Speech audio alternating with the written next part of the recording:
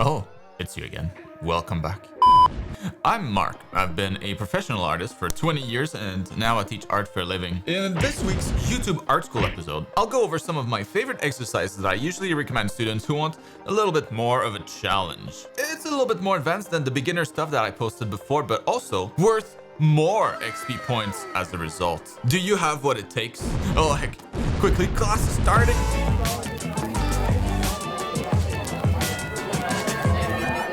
All right, class is in session. Pay attention, you hear me? I have 5 epic exercises for you today to get some quality practice in and get better at drawing way faster. Exercises that are meant to challenge even pro artists, although beginners can still get a lot from doing them. They're not just random exercises either. Each of them have some very direct applications when drawing virtually anything.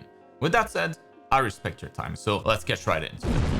The first advanced exercise that we'll look at is drawing lightly shaded ribbons. A basic ribbon is basically just a curve that's offset a little bit, but from there we can add a bit of shadow where the curves get closer to make this feel more 3D. But that's just the start. The real challenge is with the more wonky looking ribbons when you have a lot of twirls and twists. Can be quite a challenging mental exercise, so don't feel like you have to get them looking perfect right off the bat. I recommend starting with one side and adding thickness to your ribbon after. The most important thing is to make sure that the curves on both sides of the ribbon are nice and flowy. You don't want sharp angles or straight lines, only continuous curves. And if you feel up to it, you can also add a few extra lines to break up the ribbon into smaller sections, and very quickly we get something that looks like a strand of hair. Oh. And that's exactly how I draw long hair actually. But I would also use a similar logic for things like smoke, flowy scarves maybe, capes, and things like that. Very useful exercise with many potential applications. Do it! Another banger of an exercise that I recommend all the time is to draw complex symmetrical volumes. For this, we're not going to worry about real perspective, so don't unsubscribe just yet. Instead, we'll just look at isometric perspective.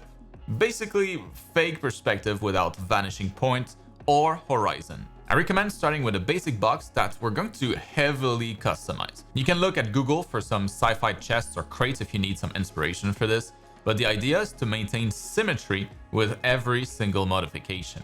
If I add an indent or like a bevel on one side, well, I want to make sure that I add it to the other side as well in the same spots. You just want to make sure that you use the lines from the base box as reference for all of your details. This is great for pen control, great for spatial awareness, and you can probably imagine how useful getting good at this could be if you're designing like symmetrical helmets for your characters, actually probably most armor pieces, chests maybe, or any kind of symmetrical structure for both characters and environment. So many applications. Now, this is a much more advanced version of the exercises from another video that I made recently aimed more at beginners with beginner exercises. So check that class out if you feel like this is a little much right now.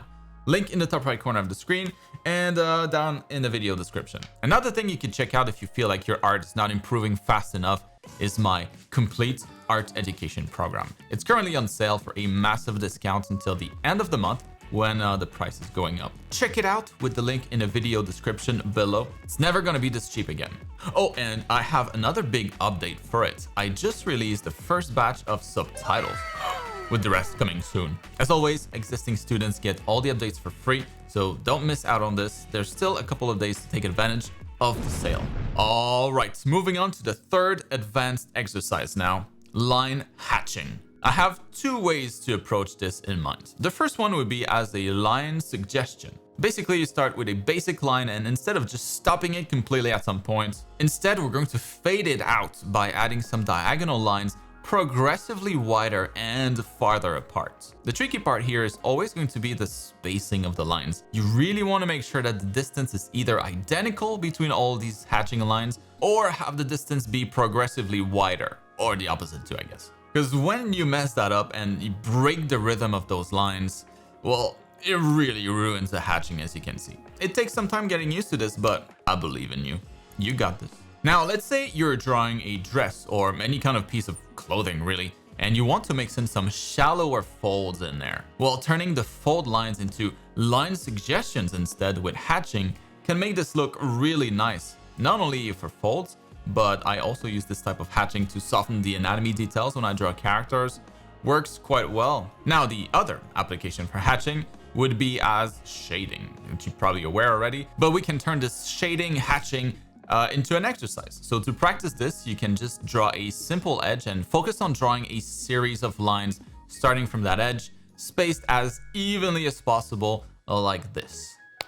Now, it might seem easy, but the spacing is the trickiest part. Practice this a lot. It feels really good when you get it right though, and it's one of those exercises that I really enjoy.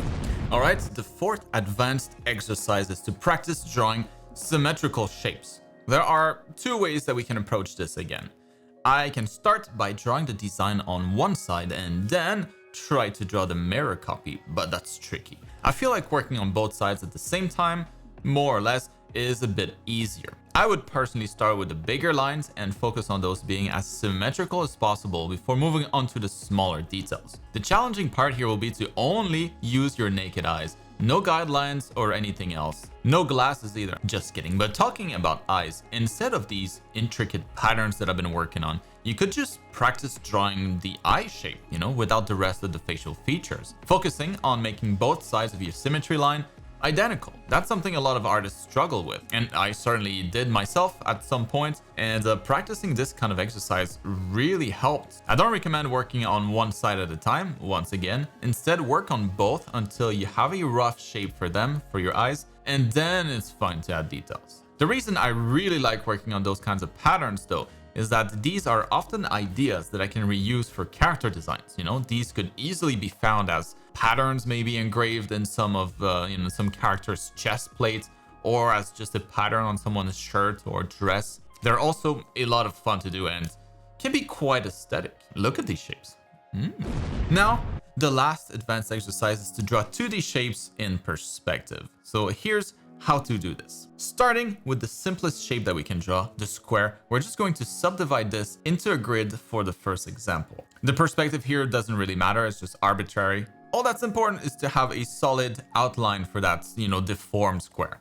Now, this could be a simple checkerboard if we fill these in, that's cool, I guess, but this can also serve as a grid for more complex drawing, which is kind of the whole point here. Because now drawing shapes in perspective is a lot easier. I just got to make sure that I keep using the little squares as guides. Having that grid helps with symmetrical designs a lot too. Now, though, if we want to increase difficulty, because drawing using a grid is for peasants, you can just use fewer guides. Maybe split your square in 4 quadrants instead of all the lines that I had, or maybe remove all the lines within your square. This will force you to rely more on observation and spatial awareness, and it's a great practice. If you've ever drawn a character in 3/4 view, for example, you probably noticed that it's a bit tricky, to draw the details on both sides of the body properly, especially if those details are symmetrical. For example, here, let's say that I want to draw a logo on this old character's shirt to show that she's a medic. Clearly she's not, but who cares?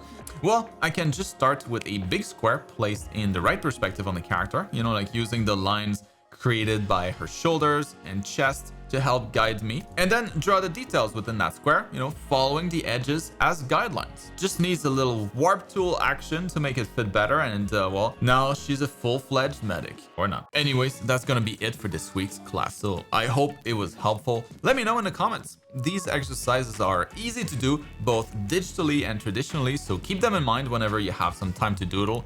Why not get some good art XP point at the same time by practicing these? You can make them super varied too, so they're always a lot of fun, which always helps. Now, then, it would be awesome if you share this video with a bro who might need it, and don't forget to grab my legendary custom brush set if you haven't already. It's free, and well, the link is in the video description. I'll be back next week with a new YouTube Art School episode, but meanwhile, check out these other classes that I think you might like. I'll see you in there.